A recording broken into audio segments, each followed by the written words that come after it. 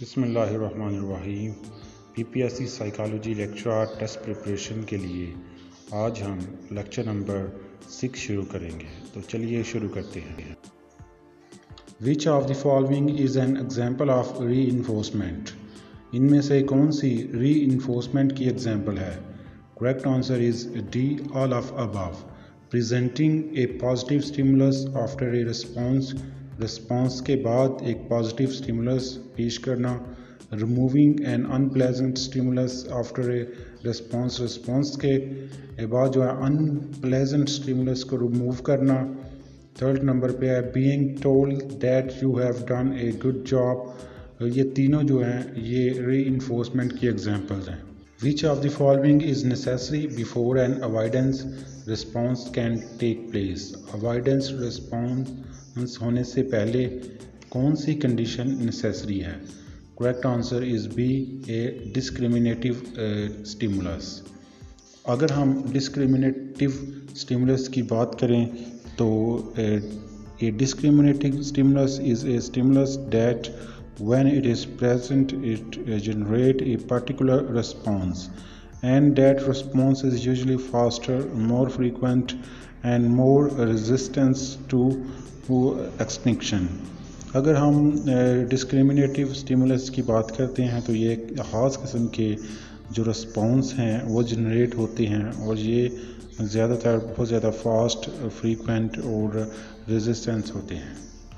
In order to obtain a reward, a monkey learned to press a lever when a belltone is on but not when a buzzer tone is on. What kind of training is this؟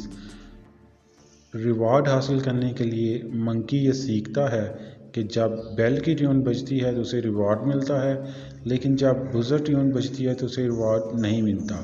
Training کی یہ کون سی قسم ہے؟ Correct answer is D, discrimination۔ A response that leads to a removal of unpleasant stimulus is one being۔ ایک response جس میں unpleasant stimulus کو remove کیا جاتا ہے وہ کون سی ہے؟ Correct answer is B, negatively reinforced۔ Negatively re enforced ایسی قسم ہے جس میں unpleasant stimulus کو ریموو کیا جاتا ہے۔ For most people, person, insult, fine and headaches serve as۔ لوگوں کی انسلٹ، فائن وغیرہ یہ کون سی قسم ہے؟ Correct answer is A, negative ری انفورسز۔ یہ نیگیٹو ری انفورسز ہیں۔ کوئی بھی فائنس آپ کو کیا جاتا ہے وہ نیگیٹو ری انفورس میں آتا ہے۔ In Pavlov's experiment, the dog's salivation triggered by the sound of bell was an A۔ Correct answer is A, conditioned response۔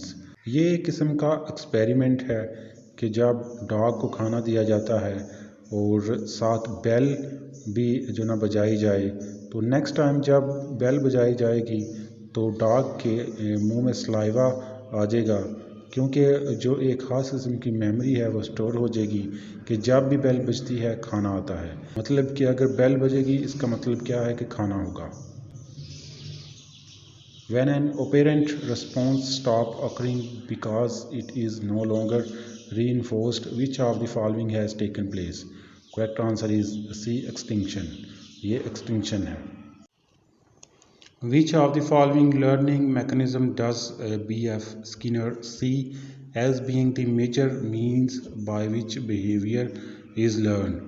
Correct answer is B, operant conditioning۔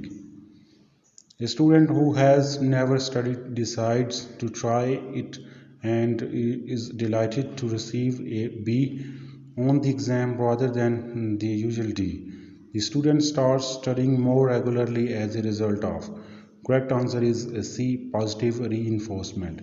ایک اسٹوڈنٹ ہے جو کہ جو نا عموماً D گریڈ لیتا ہے ایگزام میں، لیکن جب وہ B گریڈ جو نا ریسیو کر کے خوش ہوتا ہے تو یہ کون سی ری انفورسمنٹ ہے؟ تو یہ پازیٹیو ری انفورسمنٹ ہے۔ Any process that increases the likelihood that particular operant response will occur again is called۔ Correct answer is A, reinforcement۔ جو دوبارہ سے جو ٹیک پلیس ہو اس کو ہم ری انفورسمنٹ کہتے ہیں۔ Pavlov's initial discovery of what is now called classical conditioning emerged from his earlier study of, जो आजकल हम क्लासिकल कंडीशनिंग जिसे कहते हैं वो किस स्टडी से emerge हुई है? Correct answer is C, digestive reflexes in dogs. ये डाइजेस्टिव रिफ्लेक्सेस इन डॉग्स से emerge हुई है। The process of reinforcing successively closer approximation to a desired behavior is called, correct answer is A, shaping। ये एक किस्म का process है जिसमें हम डिज़ायर बिहेवियर, उसके मतलब डिज़ायर बिहेवियर के करीब जो है वो हासिल कर सकते हैं। रीइंफोर्सिंग करने के बाद हम डिज़ायर बिहेवियर के करीब जो रिज़ल्ट है वो हासिल कर सकते हैं। इस प्रोसेस को हम शेपिंग कहते हैं।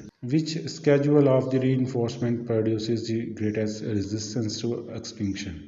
कौन सी reinforcement जो है वो ज़्यादा से ज़्यादा resistance जो है वो प्रोड्यूस करती है? Correct answer is D, variable interval. Variable interval ज़्यादा से ज़्यादा रेजिस्टेंस जो है वो प्रोड्यूस करते हैं एक्सटिंक्शन में। Behaviour therapist can help people to overcome such unwanted habits as smoking as overeating through। जो बिहेवियर थेरापिस्ट हैं वो स्मोकिंग और ओवर ईटिंग की हैबिट्स को किस तरह उस पर कंट्रोल कर सकते हैं, उसको कंट्रोल करने में लोगों की हेल्प कर सकते हैं। Correct answer is A, apparent conditioning. Apparent conditioning की मदद से जो ना अनवांटेड हैबिट्स को जो है वो उसको कंट्रोल करने में हेल्प कर सकते हैं थेरापिस्ट। अब अगर हम बात करें ऑपेरेंट कंडीशनिंग की, ये क्या होता है? Operant conditioning also known as instrumental conditioning, इसको हम इंस्ट्रूमेंटल कंडीशनिंग भी कहते हैं। Is a process by which human and animal learn to obtain reward and avoid punishment. ये एक ख़ास किस्म का प्रोसेस होता है जिसमें इंसान और जानवर जो है वो रिवॉर्ड को ऑब्टेन करना और पनिशमेंट से अवॉइड करना सीखते हैं। Behaviour according to operant conditioning theory is controlled by. Behaviour जो है ऑपेरेंट कंडीशनिंग थ्योरी के मुताबिक कंट्रोल की जाती है। Correct answer is A, it's consequences, इसके कॉन्सिक्वेंसेस का। The ability to distinguish between a condition stimulus and similar stimuli that do not signal an unconditioned stimuli is called, correct answer is called discrimination। इसका भी ये भी discrimination में ही आएगी। Which of the following phenomena was studied by Pavlov? Pavlov ने कौन सा phenomena जो है वो study किया? correct answer is D, classical conditioning। अगर हम इसकी बात करें तो ये भी classical conditioning में ही आता है। Which of the following phenomena was studied by Pavlov? Pavlov ने कौन सा phenomena study किया? Correct answer is D, classical conditioning। Who would be most likely to emphasize the importance of observation learning? Correct answer is B, Bandura। Which of the following reinforcement schedules is operant conditioning would be best to use if you want to produce behavior that is very resistant to extinction? Correct answer is C, variable ratio। According to B.F. Skinner, human behavior is controlled primarily by। B.F. Skinner के मुताबिक इंसानी जो behavior है वो बुनियादी तौर पर किससे कंट्रोल किया जाता है? Correct answer is B, external influences। हमारे जो external असरात होते हैं, influences होते हैं, उससे इंसान का behavior जो है वो कंट्रोल किया जाता है। The procedure in which only portion of the correct response are reinforced is called। ऐसा प्रोसीजर जिसमें जो ना सिर्फ एक पोर्शन जो है उसको रीइंफोर्स किया जाता है उसको क्या कहते हैं?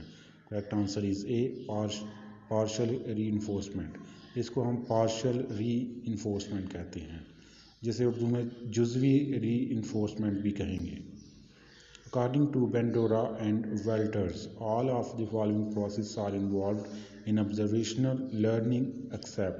तमाम जो हैं वो observational learning में शामिल हैं सवाए। Correct answer is D, chaining process। chaining process के अलावा یہ تمام جو ہیں اس پروسیس میں انوالو ہوتے ہیں۔